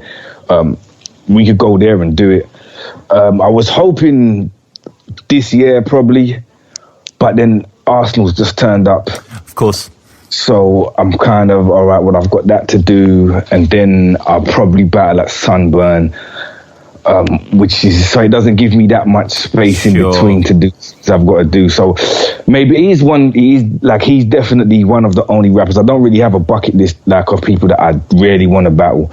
But I think, yeah, he's one that my resume's missing, man.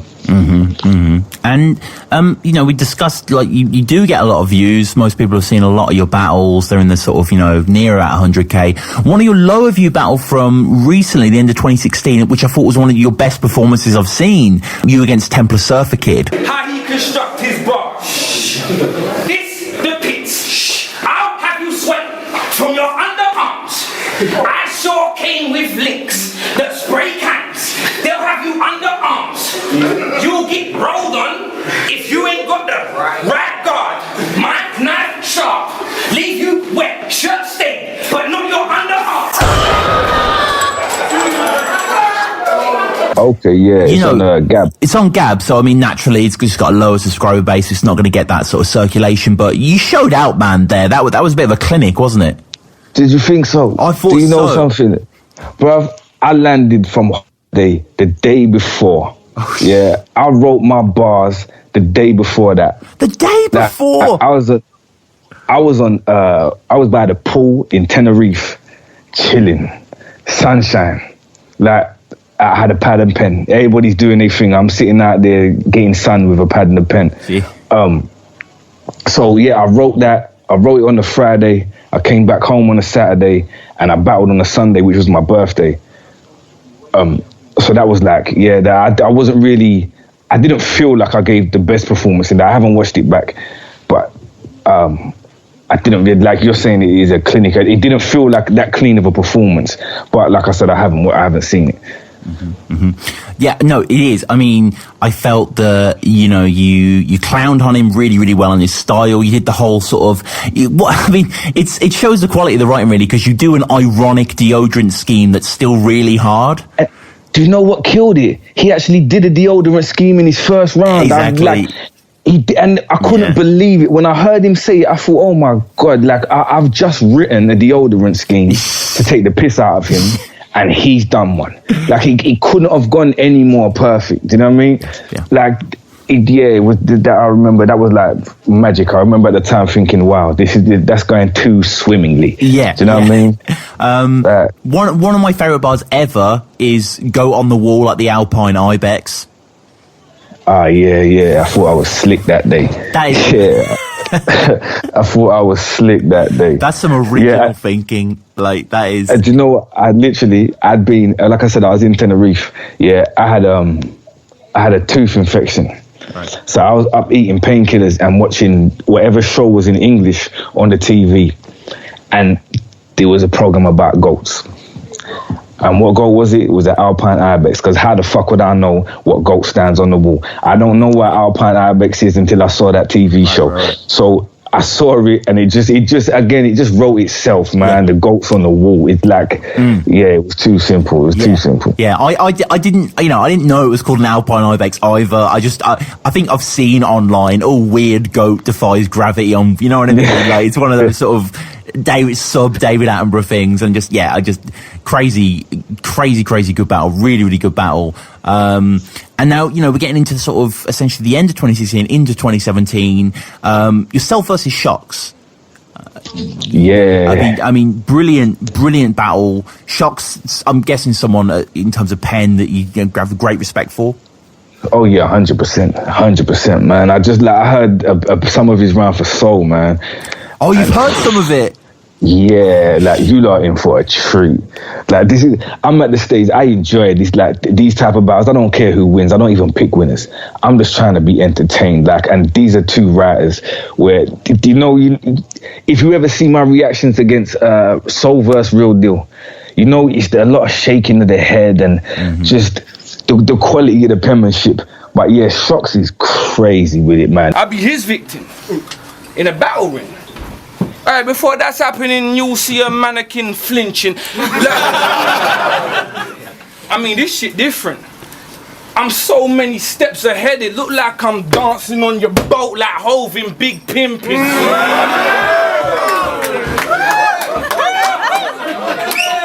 until he red in the face, car. Sun darked him up like skin pigment. This instinct.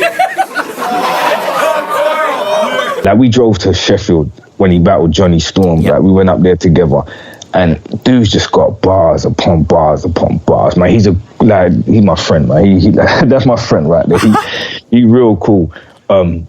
But yeah, he's just incredible with it. So yeah, you lot are in for a treat. This Soul versus Shox, it's going to be a lot. Yeah, and I mean, yeah, you versus Shox as well is such a good battle. It's a 77k as well, which is really good to see. That's good. Yeah, it's such a short amount of time. That is awesome. You battle someone like Shox, you got to do the Shox flips. I said this to Shox recently, had him on the show. One of my favourite ever is yourself in the third. Listen to it. Yeah, it's a good one, man. And it's a good show. Yeah, to protect what I built, I'll send Shox into the ground like lightning rods. Okay, yeah. Did I say that? Yeah. You did. Love that shit, man. Yeah. And you obviously quote a little bit of Omar here. Come at the king, you best not miss. I mean, I'm a huge Wire fan. I take you are as well, Tony. I have to just ask out of curiosity, favorite characters of the whole series? Favorite character in the Wire? Omar off the bat. Omar. Omar's ridiculous. Butch, man, I like Blind Butch. Butchie, oh shit, yeah. Oh my god, old Blind Butch. Yeah, Butchie. But yeah, there's a lot. Marlo's Marlo. Shit, Marlo. You got Chris and Snoop. Yeah, there's way too many characters. So many. No, that's the thing. Too many. That's just so many. All day just listening. Yeah. But yeah, no, Blind Butchie, man, and Omar. Yeah, good picks. And I mean, Shox is first. He punches like a maniac. Like, you were talking about Raptor before, but Shox is even like more like fevered in this. It must have been mad. I think Shox writing is slightly. I wouldn't even say more complex than Raptor's, but because it's a lot slower, it's a lot calmer sort of thing. Do you know what I mean? He's precise. That's what it is. He's slightly more precise with it. And some of the stuff he was saying, I mean, the way he opened the whole battle. Like, I'll spit free, you won't move. Yeah, you just like, if I'd have wrote that, you proud of yourself when you write shit like that. Yeah. So, like, when he said that, yeah, man, okay, we definitely got a battle on our hands today. Like, that's kind of where I am. I want good back and forth. Like, I've been here for like 6 years now. I've done a lot of things. I've done big internationals. I've done small room battles. I've done massive arena, like big spots. And now, the winning and losing, I'm here to be entertained. I'm here to entertain. So I love that. The way he just sparked off straight off the bat, like, you're swinging the crowd. You know what I mean? There's gonna be blood spraying on the crowd and that. Like, you can tell straight from the off. So yeah, I love that.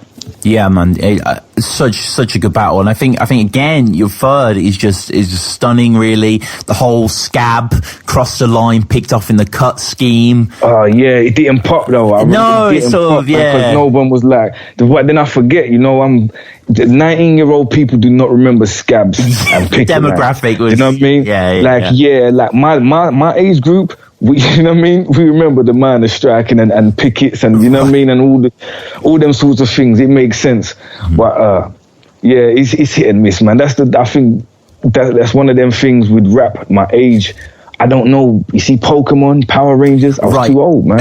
And they're like two of the most highly referenced things in battle rap. Dragon Ball Z. Yeah. Like, what in the fuck is a Dragon Ball Z? Right. Everybody's got schemes about this guy. They like this, that, and the third. I don't watch this shit. Like, and I'm regressing now because I've got two young ones. I could tell you about Night Guard and this shit. Right. You know, I don't know about none of that other stuff. Right. Like, but yeah, yeah, shit crazy. Yeah. Shox actually said in the interview that one of his favourite bars ever spit against him was in your third. Dante with a pen, I'm describing your journey through hell. Oh, yeah. Wonderful. Did I really say that? Yeah, you did say that. You did say that. Aiming for paper, you're the target at gun range. Yeah, that's quite tight. Incredible. He even came out this shit intact like sweet corn. Yeah, that's just one of them cheeky. Yeah, I like it. But I'll be honest, I think it's only one of them ones I can get away with. Like, you see, if you're a tryout and you say that, they're going to boo you. Like, I think that's the level of cheekiness in that line.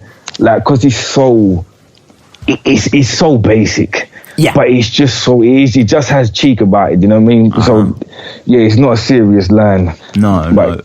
Yeah, it's just funny. Like, I think there's only certain rappers can get away with saying certain things that other people wouldn't be able to, and I think that's one of my ones right there. Yeah, man. I mean, you're the champ. I know you're not the champ anymore, but like you're the champ. I mean, I guess just before we get into the final battle that I want to talk about, yourself and Soul, is that ever going to happen?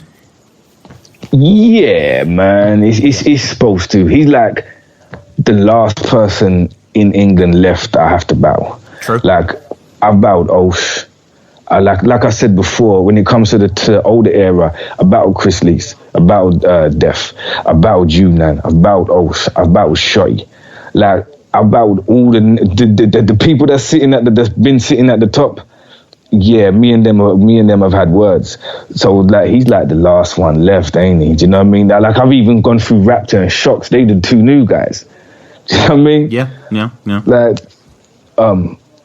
so yeah, I guess it has to happen at some point. You know what I mean? But like I've said before, I think because of that battle, because of the hype around it, I think we should be paid nicely, like, for that battle. And I'm good. If the numbers are good, then I'm good to go. I know Soul feels the same. So yeah, at some point this will happen. Yeah. Well, I mean, yeah, you guys deserve it, definitely. So, whatever it takes, I'm glad to see that it will happen. And the final battle I want to talk about before we conclude, you against Respek BA, which happened fairly recently. Great battle. Like, quite difficult, isn't it, when someone's coming back after a long absence? The momentum's definitely with them. Yeah, and especially in Scotland, like in his, you know what I mean? It's in his backyard. Like, but he really showed up, man. He turned up. He wasn't here to mess about at all. You know what I mean? Which again, that's what you want, innit? You want someone who's gonna come straight off the bat, just go in at you. Like, yeah, there were bits of it. I wasn't too happy with the chants, you know what I mean? Like, right. It was so surreal, man. Do you know what I mean? There's like 300 people in the building. They shouting pedo at me, and I was like, what the fuck? You know, like, what in the? But yeah, it was. But even that whole thing, they was chanting my name, they chanted his name. They were so lively, and that's what you want. You want that environment. It was in a pit again. You know, because I don't think there's a better place to battle than in a pit. You know, so like, yeah, that was crazy. Scotland was nuts. There was some good battles that day. Yeah, there were. I mean, you mentioned Soul Real Deal, Evil as well versus Oshea went down. Scott Early, man. I see Scott Early battle again. He's dope. Yeah. I'm actually going to have Scott Early on the show soon. We're going to go through the top 10 Scottish battlers of all time. So that should be, that should be a good little episode. But yeah, no, Scott Early, and loads of other people as well, Maker as well. Loads of good shit. Shout out Jonathan Rimmer as well, a good friend of mine that was at that place.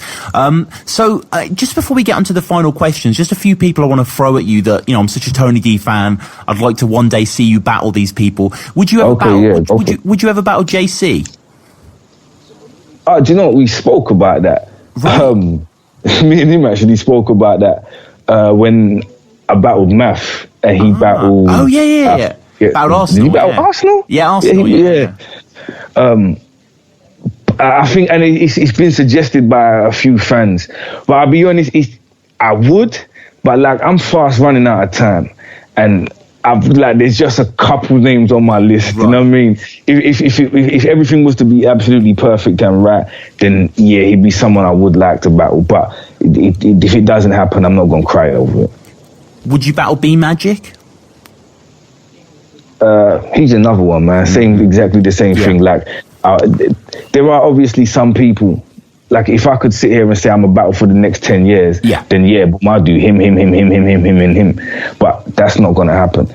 So he's another one, yeah, if everything was right, if it was just perfect for it, then why not? Do you know what I mean? But yeah, it's not one I'm going to lose sleep over. So, like I said, Soul and Saurus, I think they two that have to be done. Yeah, definitely. Like, they're necessary just for my name and for my legacy and for my own experiences. Like, those two, they have to be done. And anything after that is like a bonus. But yeah, keep going with these names because I like these names. Yeah, so just you putting a cap on it then soon? You reckon? What, in the next year or so, or something like that, man? I've got to stop at some time, and I can't. I've got like 40s round the corner, man. Right, it's creeping up on me, you know, and I can't be doing this forever. Right. It's been 6 years in already. Okay, so I mean, a few more. I know it's kind of a bit of a mirror match. You versus Horroh. Yeah, we spoke about that too at the same event. Right. But yeah, again, I'd love to,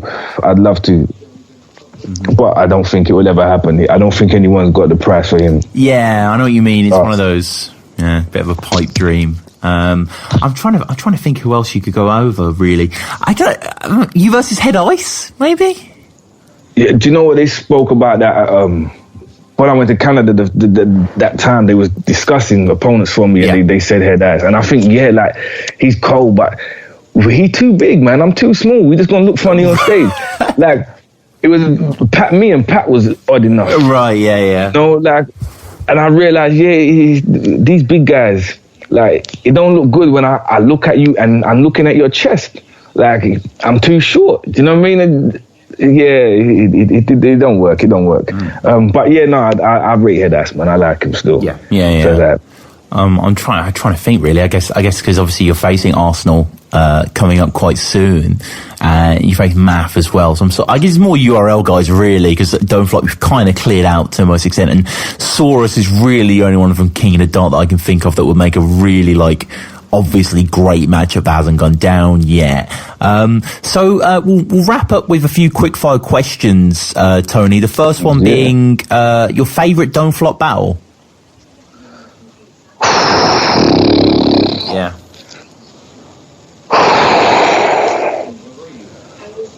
Wow.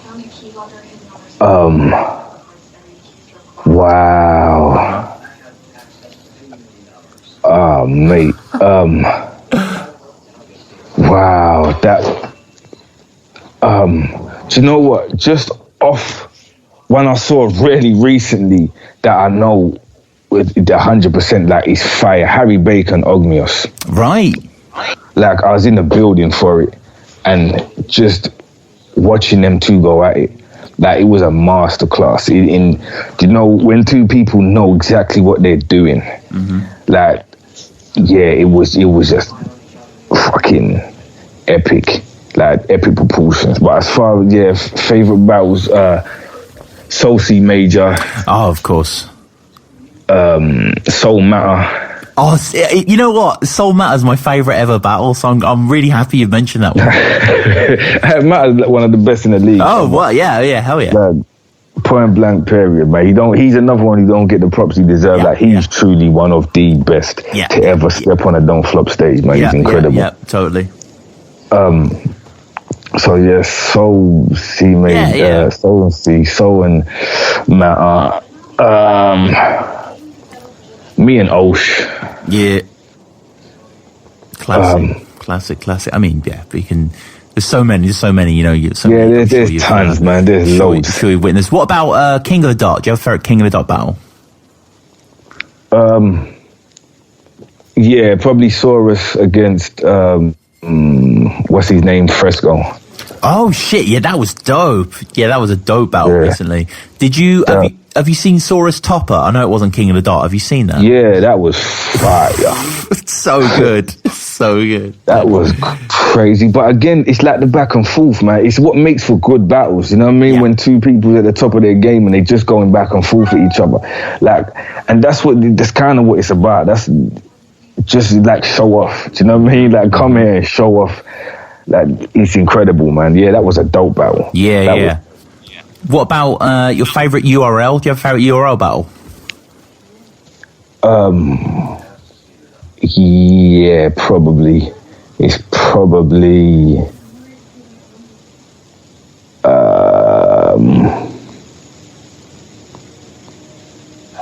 no, then I probably don't, thinking about it. Right. I probably don't. Yeah. Thinking about Right, nah. Fair. And final two questions, non-battle rap related. The first of which being your favourite film, Tony. My favourite film, jeez, who the fuck knows that? So many. Yeah, I know, it's so hard.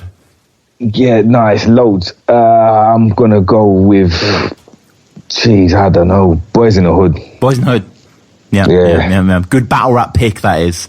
Reference. Yeah, I'm just trying to think about a film that if you saw it on, you sit down and keep watching it. Yeah, you know what I mean? You won't flip the channel. And Boys in the Hood is one of them ones I won't flip the channel, and I've seen it times. Yeah. Shout out Ricky. And finally, your favourite non-hip hop related artist or band? Wow. Spragger Benz. Right. I'm not going to pretend to know who that is, but I mean, could you give us a brief bio?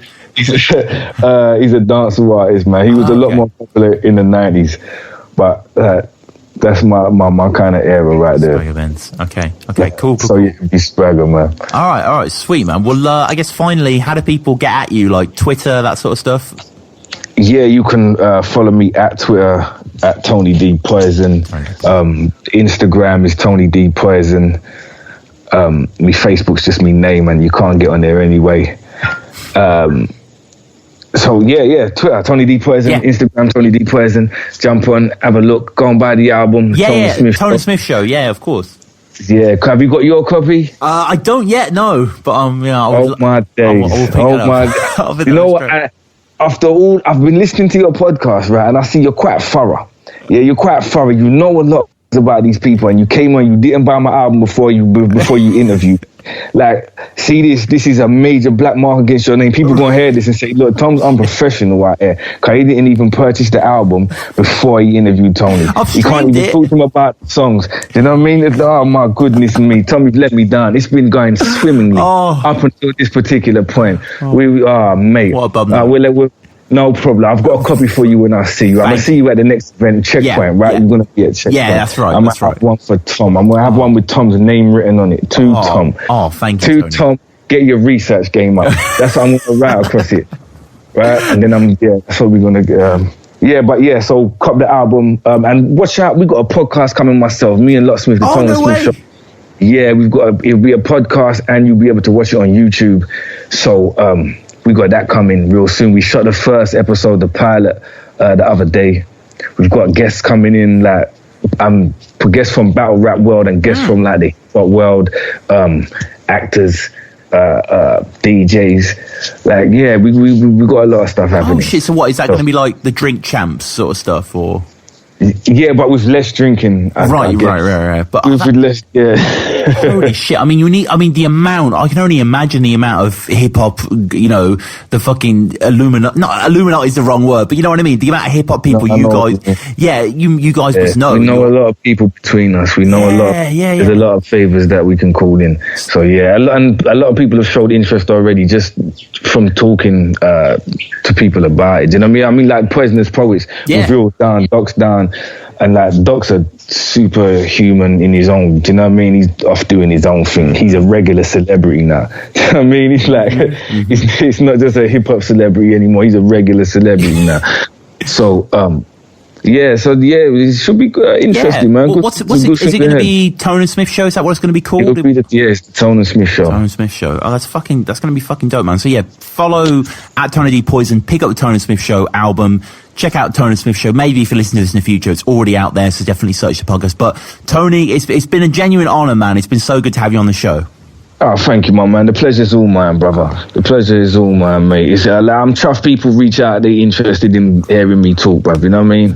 Like, my fella from East London, I rap sometimes. It's good stuff. You know what I mean? It's good stuff.